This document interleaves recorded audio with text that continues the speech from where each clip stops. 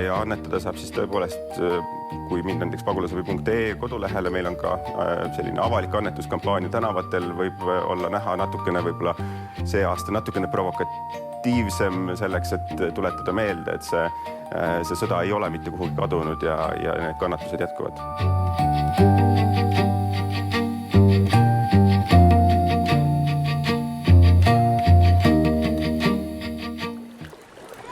Annetus ukrainlastele.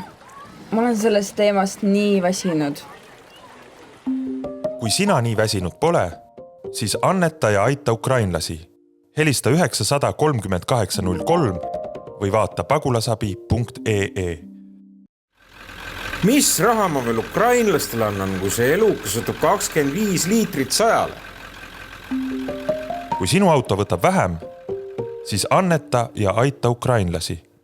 Helista 900 3803 või vaata pagulasabi.ee.